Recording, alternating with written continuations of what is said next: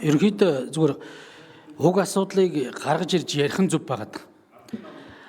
Ярихаас өмнө нөгөө энэ олон нийтийн болгох өмч өвчлийг зохион байгуулах өмнөх алдааг давтахгүй тулд өр нөлөөтэй эдийн засгийн үр өгөөжийг нь бүх нийтээрээ яг тэгш шударгаар хүртэхийн тулд бэлэн байдлын үнэлгээг бүх талдаа анхаармаар байна. Төр өөрөө бэлэн үү?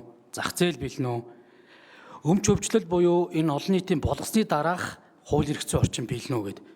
Энэ асуултуудад хариулт өгж иж тодорхой болгож иж энэ өмчил өр нөлөөтэй явна. Тэгэхээр Бямцагцайд өөрөө нийтийн өмчийн хууль болон тэр төрийн өмчлөлт компанийн засаглалтай холбоотой хууль батлагдсны дараа энийг уялдуулж гаргая гэдэг саналаа өөрөө хэлж байгаа. Энийг би одоо протокол заавал үлдээсэй гэж бодож байна. Тэр хууль эрх зүйн орчин гараагүй байж хад энэ өвчлөлийг явуулж болохгүй. Ер нь хэмжин. Тэр хуулиа бидэд маш зөв гаргачаад жижиг хувьцаа эзэмшдэг эрх ашиг нь хаана хамгаалагдахын, стратегийн хөрөнгө оруулагчдыг аль салбар дээр оруулж ирж болохын, хэрэгцээ ерөнхийдөө 100% буюу 51-ээс дээш одоо байдлаар хувийн хвшилт өгөх юм бол хориг тавих эрхүүд авах уугүй юу? Маш олон зүйлүүдийг тодорхой болгомоор байна. Тэгээд энэ өрсөлдөөний хууль тогтоомж, за эргээд одоо энэ монополийн хуульч байт юм уу? Энэ бүх зүйлүүд чинь тодорхой болж иж энэ IPO үн цэнтэй болж үр ашигтай ажиллана. Тэгээ оруулсан хөрөнгө оруулалтыг ч гэсэн хамгаалах хууль эрх зүйн орчин байх ёстой. Энэ бүх зүйл тодорхой болоогүй байна гэдэг сая олон гишүүд хэллээ. Анар гишүүн хэллээ, Очрот гишүүн хэллээ, Пүүжээ дарга хэллээ, Батцөмбөрл гишүүн хэлж байна. Энэ юмнуудаа хийгээч. Дистралыг нь яг зөв алдагдуулахгүй хийгээсэй. Тэрнээс биш эсэргүүцээд байгаа зүйл биш. Яг энэ 30 хэдэн компаниас ерөөсөө амжилттай болох ерөөсөө 2-3 хон л гарах юм бэл.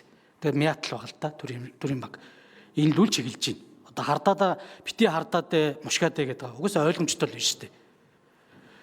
Тийм учраас үндэсний баялаг одоо энэ үндсэн хууль заасан баялагтай эзэн байхын тулд ашигт малтмлын хуулийн 5-6-ыг бас амлиулахын тулд магадгүй тэр төрийн өмчт уулуурхаан компани тодорхой ажлагчдын хувьцааг эзэмшүүлдэг баймаар байна. Уулуурхаан салбарыг орон нутагт хүлээн зөвшөөрөхөхийн тулд сумын түвшингөөс аймгийн түвшнөөс дистратаагаар хувьцааг нь авах боломжийг эхлээд олгодог болмоор байна. Ийм байдлаар бид нар энэ уулуурхаагаас одоо түвш босч ирэх энэ бүх зүйлүүдээ өмчөвдлийн бодлоготой зөв хийж чадвал бид нар бас зөв явнаа. Энд дээр ч гэсэн хөрөнгөний зах зээл амилнаа. Ийм зүйлүүдийг бас ингээд анхаараач. Түүнээс биш за стратегийн хөрөнгө оруулагч нэртэй 10% авсан ч гэсэн шийдвэр гаргалтаар оролцохгүй бол хин ч орж ирэхгүй. Ийм тэнэг хүн байхгүй. Тэгэхээр магадгүй 10-аас 15, 20, 34% оролцууллаа гэхэд ийм эрхтэр та нар зөвлөх, туслах, ингэж оролцох эрхтэй гэж хуулийн баталж иж эсвэл засгийн газар тэр стратегийн хөрөнгө оруулагчтай бас тодорхой хэмжээний гэрээ байгуулах эрхийг олгож иж эн чинь явна. Тэгэхээр энэ хууль эрх зүйн орчин чинь бүгд бэлэн биш байна. Хөрөнгө эрсдлээ гэхэд яаж татах юм бэ гэдэг төлбөрийн чадваргүйдлийн хууль нь алга байна.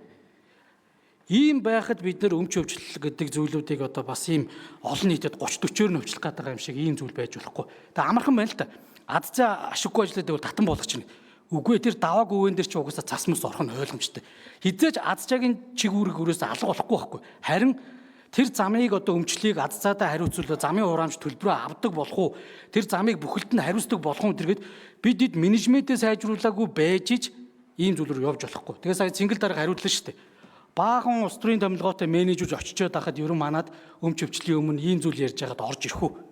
Тэгэхээр бид мэрэгжлийн бөгөөд актив удирдлагатай яг томилогддог болох тэр хууль эрх зүйн орчныг эхлээ бүрдүүлэх хэрэгтэй. Өөрөөр хэлэх юм бол сонгон шалгаруулалтаар энэ яг чаддаг хүмүүсүүд нь томилогдох болох ёстой.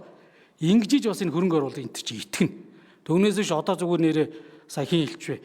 Намын хүмүүстэй зодтолдох гэж хинч хөрөнгө оруулалт хийж орж ирэхгүй байхгүй та. Энэ үнэн шүү дээ.